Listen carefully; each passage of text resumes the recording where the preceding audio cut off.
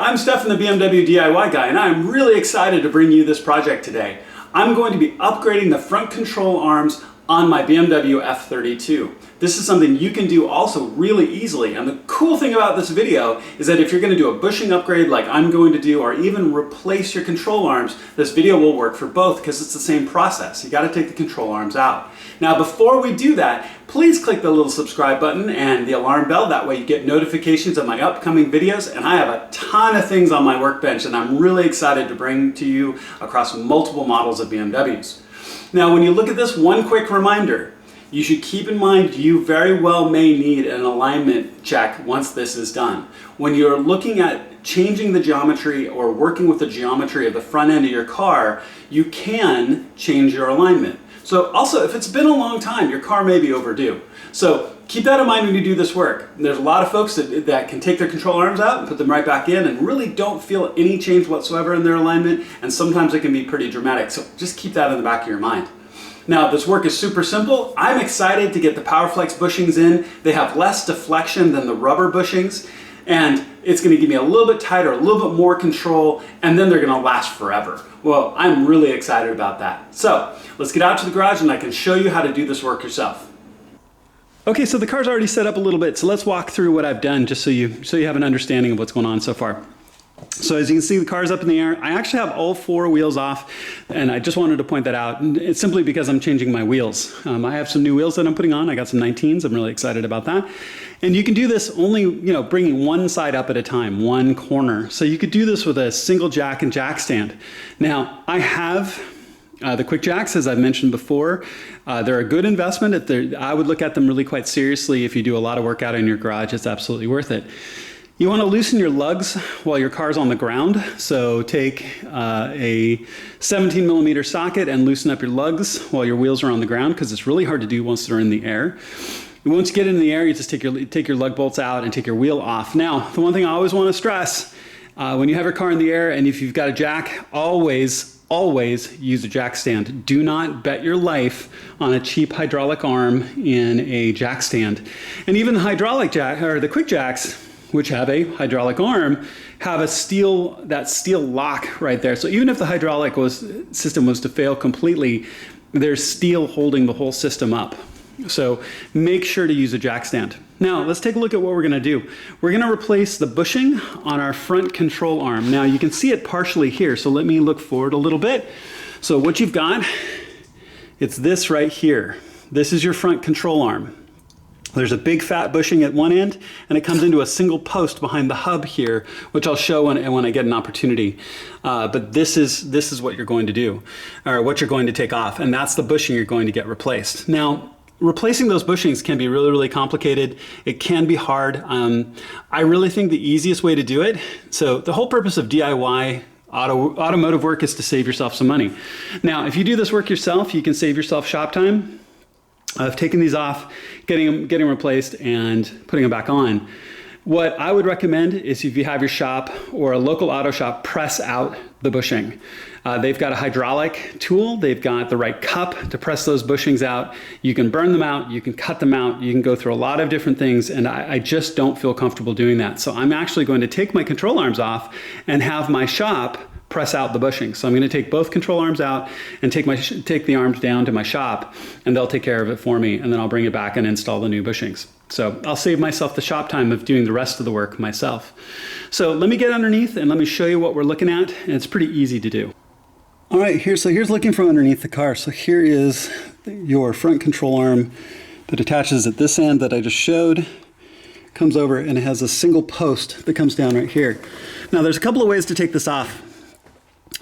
It is a center hold. That's a T40 Torx. So what you'll want to do is take a 21 millimeter wrench and get it on this nut and turn it to get it off, but you also have a center hold that you put on the inside. Now what you can also do is, if you have an impact wrench, which is really a good investment. You can also use an impact wrench to take this off, which will vibrate and take it off, which is what I'm going to do. So that works really, really well. So then this end will be loose, and then you'll take out this other end. Now, when you look at this other end, you're gonna have to take your wheel well liner off. Sorry about the shadows. There's a whole series of 8mm nuts that go up to hold your plastic wheel well liner in. You're gonna wanna take that off so you can get to the bolt that holds this arm in. Now, if you see on this side, it's got a welded nut, so you're not going to take that off. It's just one big long bolt that goes through on this side, and that's also a 218 or 21, I'll confirm in just a moment, so that you'll have to back that out. And to get in there, to get your tools in there, you're going to have to take this wheel well liner out to be able to get your tool in there more effectively. So I'm going to take my wheel well liner off, which is a whole series of 8mm bolts, or little screws that are all going to come out. Then I'm going to take this off, which like I said, I'm going to use a 21mm socket and my impact wrench to back this out, and then I'll take the bolt out of the control arm, and then I'll show you the control arm and the bushing and what that looks like. Okay, so as you can see, I've got the bolt basically out, and I left it in that position just for the moment.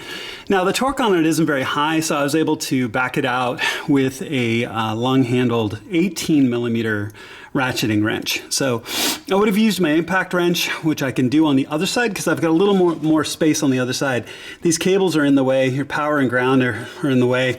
So, and this flange on the bolt took a little bit, I had to kind of work it past it to get it out. So the bolt's out. The arm itself is loose now, as you can see, and it's loose at the other end, so I can actually pop the other end out, and this will come out as well, as you can see. So it's out completely now, and you just can feed it out and down. Now, let's look at the control arm here for a second while we're sitting here. Going back in the correct orientation is really going to matter. So here is your control arm, and like I said, we're on the passenger side.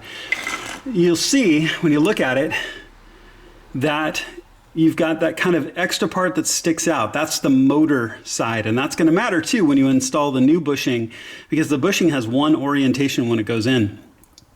And I'll show that in just a second, but as you can see, it's out. It's not hard. It's a 21mm at this end, and I was able to get my impact wrench on it, and it just that nut backed off super simply. And this end, my 18mm long ratcheting wrench just simply got that bolt out really quickly, and bang, there's just out, just like that. So you can take both these arms out, and you could also use this video as well if you're replacing your arms completely. You can do upgrades. You can put the M3 control arms in, or the M version of these in. You can get upgraded control arms from a lot of different places. In this case, I'm just going to take my factory ones and replace the bushings. So, and as you can see, my bushings are in good shape. So I'm doing this as preventative, not as maintenance, right? So my bushings are in great shape. They're not cracked or worn at all. And I'm just going to take this out and install the new Powerflex bushings. So let's go up to the bench. Let's take a look at this for a second. We'll talk about orientation for the new Powerflex bushing, and then I'm going to have my shop press these out. All right, so here we are up on the workbench, forgive the mess, right? So a couple of things while we're looking at it. So here are the original bolts. Now I've taken the control arm out of the driver's side now as well. So I've got both bolts and both nuts. Now the BMW guides recommend replacing these. I don't know why. I've talked to a number of folks that are like, nah, don't bother and just reuse them. But when I was looking at the guides, the official BMW mechanic guides for doing these, they recommend refreshing both the bolts and nuts. So I went ahead and got new ones. So here's a new one, here's an old one. Looks basically the same to me, really, not appreciably any different, and that's fine. But the parts weren't expensive. If you look in the video description, I'll have part numbers for everything that I've done. So now, really quickly, orientation on your bushings. The part that sticks out is the motor side. When you look at it, it's in the opposite configuration when you pull out the driver's side. But remember, the part that sticks out is the motor side. Now, when you put your new bushing in, so you get your existing pressed out, here's your new bushing, right? And they're going to go in on both sides like this. Make sense? Now, you've got this center insert that has a washer as well. So the flange that you can see and the washer that you'll slide into the new bushing will go on the motor side, on both sides. So make sure that you put it in. So the washer and the flange go in on the motor side on both. Okay, so that should make sense. All right, so now I'm gonna go and take both of these down to my shop. I'm gonna get them to press out my bushings for me, and I will be right back. All right, guys, here we are at the magic of video. So as you can tell, the work's already done, and I've completed the passenger side. So this was so simple that it just all came together, and that I didn't want to take it back apart to show you how to do it, because it really is that simple. So you have your two bushing elements, and obviously I had my bushing pressed out. Now, and again, I explored all the options to do this myself, but what I really wanted to do was do it correctly and not ding up the arm itself or make a problem or make a mess. So I ended up taking both arms out. Like I mentioned, took them to my shop and had my shop press them out for me. And any shop that's got a hydraulic press and the correct cups to press it out can do it for you without any concerns. So remember that the bolt with the flange goes on the motor side of when it's reinstalled. So it's bolt with the flange, washer, and then you've got your two bushings and it pushes through. Supplied is a little bit of grease that you want to put onto the bolt itself and on the inside of the bore of the bushing, so it's easier to press through. And it all just presses nice clean through, just like that. So as you can see, it's all done, super simple. So now all you have to do is reinstall it back in the car. Now, when I show it over on the car, I'll talk about it, but let's talk about it here really quickly. These are the old bolts at this point, right? So you're gonna put the old bolt, you're gonna put your bolt back in. I've got new ones, and those will be listed in the description. And in this case, it would actually be that direction. But you've got the bolt that goes in. This is going to be 100 Newton meters. So when you torque this down, so get it all put into place, it's going to be 100 Newton meters. And then at the other end, and I've got a new nut here as well. This is actually 175. So make sure that you've got a torque wrench capable of putting out that much force, or that much torque. All right. So let's take this over to the car, get this fit back into place, and I'll show you what that looks like. All right, so I want to show this from two different angles. So this is, again, the passenger side. You can see that the arm is in with the new bushing and the bolt is in. Really, for me, the biggest challenge was actually getting it past this wiring harness right here, because the flange on the bolt really wants to hang up. Now, the other thing that's really nice about these bolts is they have a point on the other end, so they can help guide themselves in a little bit as you put them into place. This is a very tight fitting. The OEM was looser. This is very tight. So keep in mind, you've got the metal flange on one side and rubber on the other. So when it didn't initially just perfectly just slide up into place or super loosely, and I had to obviously kind of work it into place, I put it in at an angle with the metal side and then brought the rubber side up, because there's a little bit of the rubber lip exposed on this side, and I wanted to, so if anything's gonna, I didn't want the metal side to scrape. If anything was gonna scrape at all, which I don't think it really did, was the rubber side. So kind of fit it up into place. I'm gonna get underneath so I can show the armature where it comes down into your hub on the other side, but I've got to be under the car to show you that. But I wanted to show this side for this end, so it's in place. Flange on the motor side, right? So just make sure it's put in the correct orientation. So let me pause here, let me slide underneath and show you where it comes down to the hub. All right, so here's the other end with the new nut right here as well. So this is 175 Newtons, so make sure that you've got a torque wrench that can handle that. Now, also, as you do with the center hold, let me grab a tool here really quickly and show you visibly what I mean about the center hold. Now, my impact wrench, and if you have one, and it'll be listed in the description, I really recommend it. They're a fantastic tool. The impact wrench took this right off without me having to fiddle with the center hold. Now, because of the collar on the inside of this bolt, and if you notice the bolt's a little bit, or excuse me, the nut is a little bit different. Well, they've changed in a few years. So this is the updated model. There's a collar on the inside of this. So as soon as it started to get some traction on the center post, then the center post is going to spin and it's not going to crank down anymore. So I had to use the center hold and a 21 millimeter ratcheting wrench to get it on. So you put your wrench on. So I put the closed end around the nut. I've got one hand holding the camera, so forgive me, right? I wish I had three hands. So one with the wrench on the nut, and then you put a T40 up into the center like that, right? So I've got a T40 socket that holds the center post, and then you can tighten that nut down. All right, and then so make sure that it's torqued down properly. Like I said, it's 175 Newton meters, and then the bolt at this end is 100 Newton meters. So this side is all done. I'm just gonna repeat it over on the driver's side, and we're all done. All right, so let's do a last quick kind of cleanup walk through here. Actually, let me adjust my light so you can see a little bit better. There we go. So I put the wheel well liner back on. Again, it's those 8mm screws that go into place, put them all the way around and all the way up in the top of the wheel well, get your liner back in. Make sure right there that the liner is on the other side. See how the top edge of your brake vent has a lip on it? Make sure that it's past that lip so your brakes are venting properly. You can see the new bushing there in the back, looks great. That's 100 Newton meters again. And then on the post here on the other side, which I'm not gonna crawl into the car again, is 175. So it's all back together, so that's good to go. Now I also have my passenger, I have my driver's side done now as well, so I did them both. It's all tightened up.